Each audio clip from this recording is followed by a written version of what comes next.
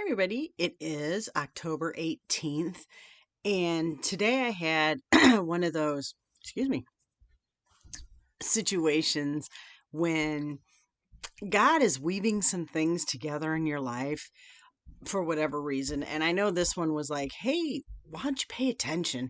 Because, like, a few things came together in, like, our pastor's sermon today, and I was like, okay, I'm really supposed to be paying attention to this. Alrighty.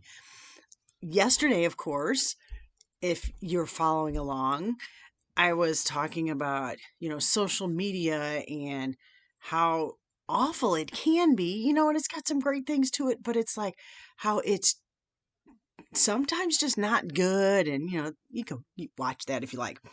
And then the pastor today started out with social media and how it can be not so good. And I'm like, is he reading my stuff? Is he watching? No. But he posed a question or an idea after opening with that thought, and it says that you and I have an addiction to notoriety and popularity that is unprecedented and unhealthy.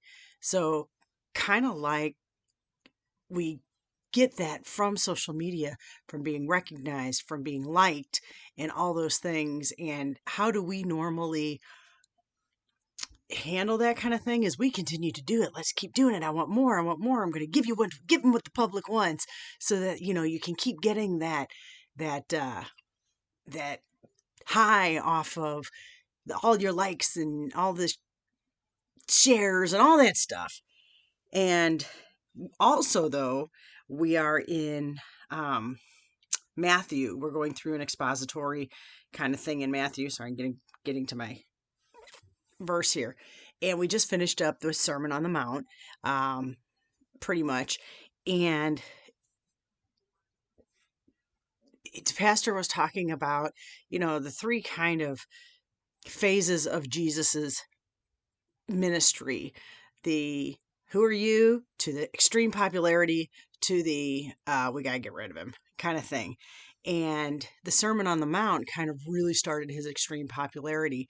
And again, how do we deal with, popularity, and what do we want to do? We want to make people like us even more.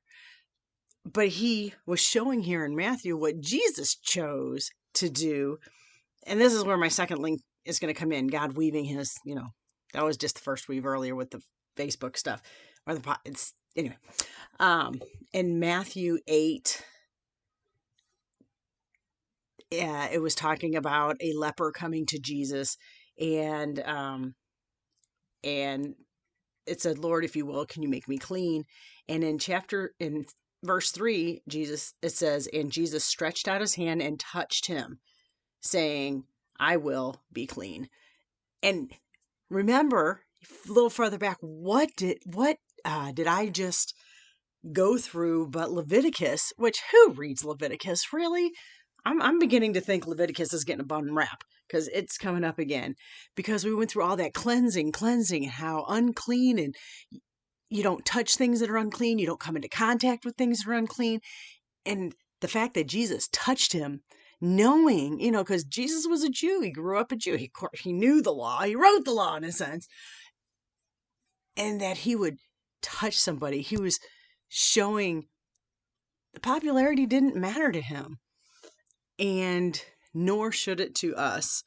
And it was really cool. Even Pastor said something, the idea that uh, you use the law to help make you, clean again because you're unclean. If you touch things, they become unclean. But Jesus said, no, no, no, no, I'm the cleaner now. You touch me, I will cleanse you. You can't make me unclean. That was just really cool. But then what he ended up with is the approval of Jesus enough for you. So it was just a kind of surreal almost. It's like all of these things God has been weaving in my experiences in my heart to come to that. Is Jesus enough for you? And could you put away Facebook if you wanted? Could you stop doing whatever it is that gets approval? Is Jesus enough for you? It's a thought. Um, Some days I would emphatically say absolutely, and some days I'm less secure. If I were being truthful, and hopefully I am, that I'd be like, "Mm, I need a little love in here from other people." So it's just a food for thought. And but what really struck me how God was with me was just all the ways that he was weaving those things together to say, hey, Amy, you need to really pay attention to what is being said. So that is a question that I need to be asking myself, because is Jesus enough for me? And that is something I should ask myself every day. It shouldn't just be on Sunday when Pastor thought of it first.